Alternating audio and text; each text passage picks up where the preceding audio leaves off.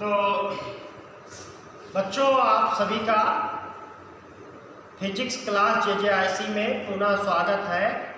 Class 12 में ये जो चैप्टर चल रहा था विद्युत चुम्बकीय प्रेरण, ये चैप्टर आज समापन की ओर है। इसमें एक टॉपिक है भंवर धाराएं, ठीक है ना। तो यही टॉपिक हम पढ़ाएंगे। उसके बाद में इस चैप्टर के जो बहुविकल्पीय प्रश्न आज तक के बोर्ड परीक्षा में पूछे गए हैं, उन सारे प्रश्नों का समावेश मैंने कर लिया है। उन सबको हम यहाँ पे हल करवा देंगे, ठीक है ना। तो देखिए है क्या बच्चों, आज का टॉपिक है भंवर धाराएं, ठीक है, ईडी करंट। तो भंवर धाराएं क्या होती हैं, इसको क्या कहते हैं, ध्यान से सुनिएगा। देखिए, जब किसी बंद वैद्युत परिपथ से बद्ध चुंबकीय फ्लक्स में परिवर्तन होता है। मान लीजिए कोई बंद वैद्युत परिपथ है, अब उस वैद्युत परिपथ से बद्ध जो चुंबकीय फ्लक्स हैं, चुंबकीय फ्लक्स की संख्या में मान में परिवर्तन होता है, तो उसमें प्रेरित विद्युत वाहक बल उत्पन्न होता है, जिससे प्रेरित धारा बहने लगती है। फोको ने, एक वैज्ञानिक थे, फोको ने सन 1895 में यह देखा कि जब कोई धातु का टुकड़ा, ठीक है, कोई धातु का टुकड़ा यानी कोई मेटल किसी परिवर्ती चुंबकीय क्षेत्र में स्थित होता है। परिवर्ती चुंबकीय क्षेत्र का मतलब जहां चुंबकीय क्षेत्र का मान बदल रहा है, अथवा किसी चुंबकीय क्षेत्र में इस प्रकार गति करता है कि उससे बद्ध चुंबकीय फ्लक्स में परिवर्तन हो, तो धातु के संपूर्ण आयतन में प्रेरित धाराएं उत्पन्न हो जाती हैं, जो कि धातु के टुकड़े की गति का विरोध करती हैं, ठीक है ना। ये धाराएं जल में उत्पन्न भंवर धाराओं के समान चक्करदार होती हैं, अतः इन धाराओं को भंवर धाराएं कहते हैं। ये धाराएं इतनी प्रबल होती हैं कि धातु का टुकड़ा गर्म होकर लाल तप्त तक हो सकता है। भंवर धाराओं का मान चालक के प्रतिरोध पर निर्भर करता है। यदि चालक का प्रतिरोध बहुत अधिक है तो भंवर धाराएं बहुत क्षीण हो जाती हैं। आप लोगों ने देखा होगा कि पानी का जो बहाव होता है वो जब बहुत तेज होता है तो नदियों में आपने देखा होगा कि बीच में ऐसे ऐसे राउंड राउंड होकर के पानी बहता है, चक्करदार। ऐसे ही जब कोई धातु का टुकड़ा परिवर्ती चुंबकीय क्षेत्र में रखा जाता है तो धातु के टुकड़े के संपूर्ण आयतन में एक धारा प्रेरित हो जाती है, जो धातु के टुकड़े की गति का विरोध करती है, और ये धारा जो होती है वो जल में उत्पन्न भंवर धारा के समान चक्करदार होती है। इसलिए इसको हम क्या कहते हैं, भंवर धारा। भंवर धारा के बारे में जानकारी किसने दी, तो जानकारी फोको ने दी। किस सन में दी, 1895 में। तो ये थी भंवर धारा की बात। अब हम बात करेंगे, ये जो विद्युत चुंबकीय प्रेरण वाला चैप्टर आप लोग पढ़ रहे थे, इससे जितने भी ऑब्जेक्टिव टाइप क्वेश्चन आज तक एग्जाम में पूछे गए हैं, उन सारे प्रश्नों का समावेश मैंने यहाँ कर दिया है। कई किताबों से मैंने चेक करके और सारे प्रश्नों को एकत्रित कर दिया है। अब सारे प्रश्नों को यहाँ हम क्या करेंगे, आपको लगवा देंगे। तो अब एक एक प्रश्न आप लोग देखते चलेंगे। पहला प्रश्न क्या है, पहला प्रश्न है, देखिए,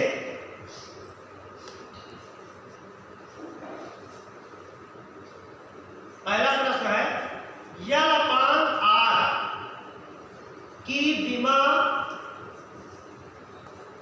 होगी, L/R की विमा होगी, जहां L आपका प्रेरकत्व है और R क्या है, प्रतिरोध है। तो ऑप्शन आपका ए दे रखा है, M का पावर 0,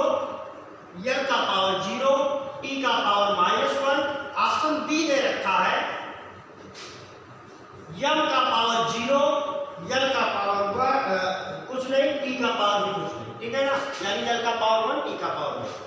सी ऑप्शन आपका दे रखा है M का पावर 0, L का पावर 0 और T, ठीक है ना। डी वाला ऑप्शन आपका दे रखा है L T का पावर -2। ये 4 ऑप्शन आपके दिए, आपको ज्ञात करनी है। तो ये पहला प्रश्न है, L बटे R की विमा, L आपका प्रेरकत्व है और R आपका प्रतिरोध है। अब देखिए इधर आपको मैंने बताया था कि प्रेरकत्व L बराबर क्या होता है। तो प्रेरकत्व L बराबर मैंने आपको बता दिया था कि L का मात्रक क्या होता है। L का मात्रक बराबर आपका होता है हेनरी। क्या होता है? हेनरी। और हेनरी को अगर हम चाहें तो हेनरी को हम क्या लिख सकते हैं? तो हेनरी को हम लिख सकते हैं वोल्ट प्रति एम्पियर बटे सेकंड, ठीक है ना। क्योंकि आपको ये सूत्र पहले से ही मालूम है और हमने आपको बताया भी है। सूत्र क्या होता था? तो सूत्र आपका होता था L बराबर E बटे, ठीक है, यही तो सूत्र होता था, L बराबर -E बटे dt अपान DI अपान dt, यही तो सूत्र होता था। इसी को हमें L के मात्रक को, तो यहाँ पे E का मात्रक क्या हो गया? L का मात्रक हेनरी, E का मात्रक वोल्ट एम्पियर प्रति सेकंड। अब देखिए यहाँ से हम विभव ज्ञात कर लेते हैं। तो विभव देखिए क्या हो जाएगा इसका, वोल्ट विभव, विभव का विमेय सूत्र क्या होता है? तो विभव आपका V बराबर होता है, देखिए V बराबर होता है W/Q। तो जहां पे वोल्ट लिखा है, वोल्ट के देखिए ये सेकंड को हम ऊपर भेज देंगे और वोल्ट के स्थान पे हम लिख सकते हैं जूल प्रति सेकंड, देखिए इनटू क्या हो जाएगा सेकंड बटा, ये जो जूल प्रति पूर्णांक होगा, क्योंकि P बराबर क्या होता है W/Q, V बराबर क्या होता है W/Q। तो ये जूल प्रति पूर्णांक और नीचे क्या रहेगा एम्पियर, ठीक है ना। अब देखिए ये आपका हो जाएगा जूल सेकंड बटे क्या हो जाएगा कूलाम, Q बराबर IT, तो ये क्या हो जाएगा एम्पियर और इनटू क्या हो जाएगा सेकंड। अब देखिए यहाँ सेकंड से सेकंड क्या हो जाएगा, कैंसिल हो जाएगा और ये एम्पियर एम्पियर एम्पियर स्क्वायर हो जाएगा, क्योंकि Q बराबर IT, Q बराबर IT, Q बराबर IT, ठीक है ना। तो Q बराबर IT यानी 1 एम्पियर एम्पियर स्क्वायर हो जाएगा, सेकंड से सेकंड कैंसिल हो गया। अब देखिए जूल को आप क्या लिख सकते हैं? जूल को आप लिख सकते हैं W बराबर Fs, W बराबर क्या होता है Fs, तो इसको आप लिख सकते हैं न्यूटन और ये क्या हो जाएगा मीटर बटे क्या हो जाएगा एम्पियर स्क्वायर। अब देखिए न्यूटन का विमा क्या होता है? तो न्यूटन का विमा होता है L T का पावर -2 और ये मीटर का क्या हो जाएगा L और नीचे क्या हो जाएगा A का पावर 2, ये आपका हो जाएगा L का पावर 2 T का पावर -2 और A का पावर -2। ये क्या हो गया? ये आपका विमेय सूत्र आ गया। किसका विमेय सूत्र ये आ गया? L का।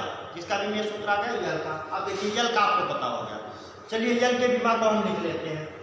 तो L का विमा हमको क्या मिल गया? L का विमा हमको मिल गया भैया, L की विमा बराबर हमको मिल गया L का पावर 2 T का पावर -2 A का पावर -2। अब देखिए V बराबर क्या होता है? IR होता है। तो R का मात्रक, पहले मात्रक लीजिए तब विमा लिखिए, बराबर क्या हो जाएगा V/I का मात्रक। तो देखिए V का मात्रक क्या हो जाएगा वोल्ट और I का मात्रक क्या हो जाएगा एम्पियर, ठीक है ना। अब देखिए वोल्ट को आप क्या लिख सकते हैं? विभव V बराबर क्या होता है W/Q, V बराबर W/Q। तो इसको क्या लिखेंगे आप, जूल वोल्ट के स्थान पे, ठीक है ना, वोल्ट के स्थान पे आप क्या लिखेंगे, जूल बटे यानी कि कूलाम, और क्या हो जाएगा, एम्पियर।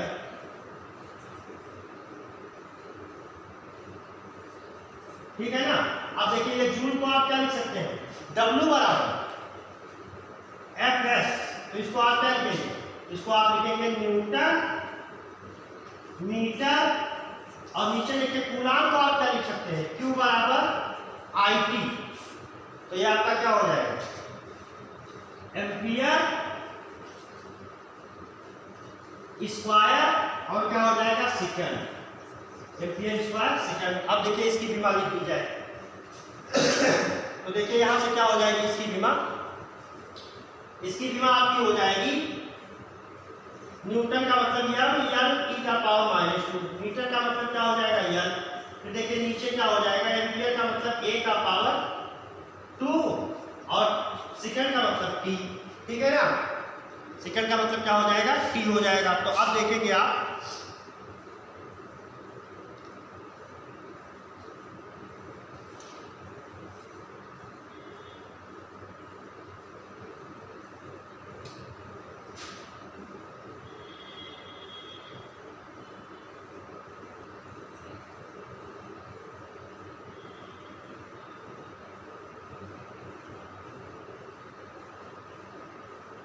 देखिए ये आपका क्या हो जाएगा, L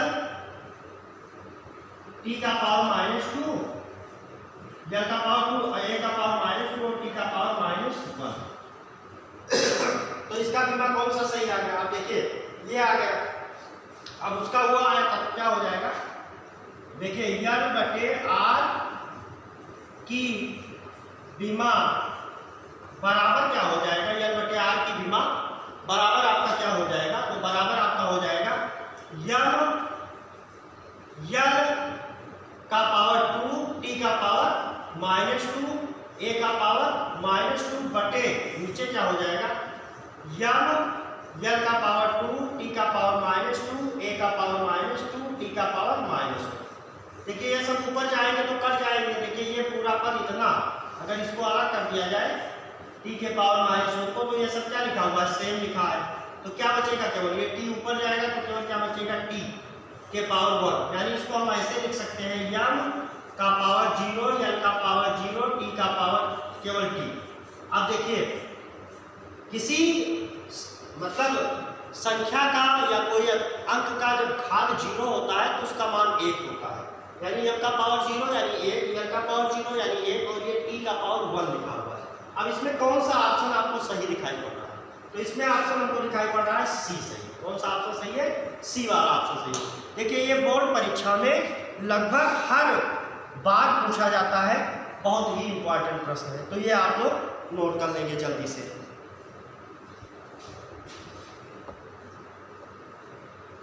अब देखेंगे अगला प्रश्न है, तो अगला प्रश्न क्या कहता है कि चुंबकीय फ्लक्स का मात्रक है, चुंबकीय फ्लक्स का मात्रक है।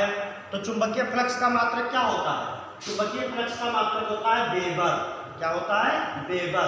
4 ऑप्शन दिए हैं, वेबर प्रति मीटर स्क्वायर, टेस्ला, ठीक है, वेबर, फिर क्या है, वेबर इनटू मीटर स्क्वायर। तो चुंबकीय फ्लक्स का मात्रक वेबर होता है, निकाल के आपको बताया गया है। ये जितने भी प्रश्न यहाँ पे मैंने सिलेक्ट किया है, ये सब 5, 6, 7 बार कई बार पूछे गए हैं, बहुत ही इंपॉर्टेंट प्रश्न है इस चैप्टर के। फिर देखिए अगला कहता है कि प्रेरित विद्युत धारा की दिशा का पता चलता है। तो प्रेरित विद्युत धारा की दिशा का पता चलता है, 4 ऑप्शन दिया है, सुनिए ऑप्शन मैंने लिखा नहीं है यहाँ पे, क्या क्या है, लेंज के नियम द्वारा, फ्लेमिंग के बाएं हाथ के नियम द्वारा, बायो-सेवर्ट के नियम द्वारा, एम्पियर के नियम द्वारा। तो आप जानते हैं कि विद्युत चुंबकीय प्रेरण में लेंज का नियम हमने आपको पढ़ाया है, लेंज के नियम के द्वारा प्रेरित विद्युत धारा की दिशा का पता चलता है।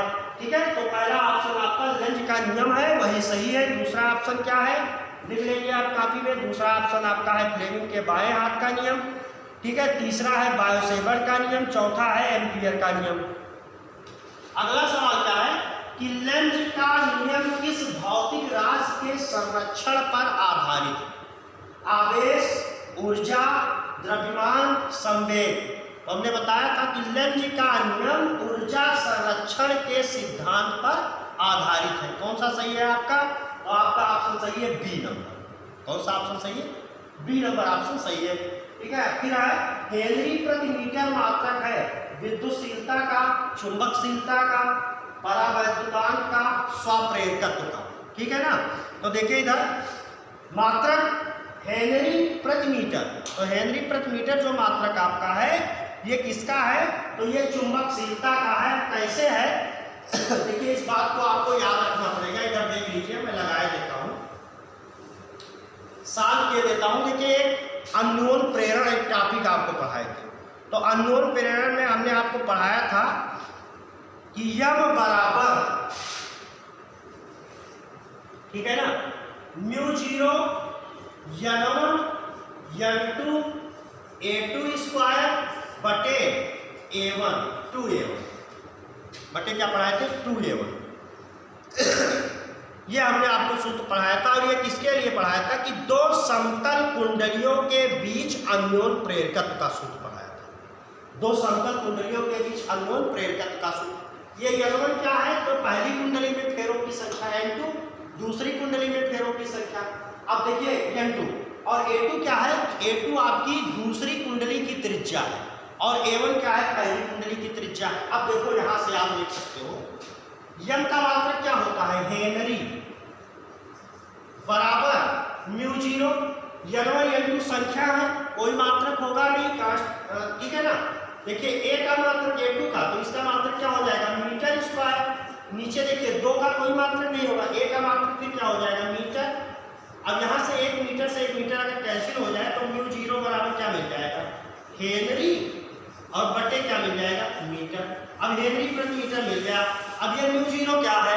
तो म्यू जीरो को और क्या कहते हैं? निर्वात की चुंबकशीलता कहते हैं। तो ये प्रश्न 5 बार पूछा गया है बोर्ड परीक्षा में। तो इसमें ये सूत्र अगर आपको दो समतल कुंडलियों के बीच अन्योन प्रेरण या प्रेरकत्व का जो सूत्र होता है उसी से आप उसको क्या करेंगे? याद कर लेंगे, नोट कर लीजिए।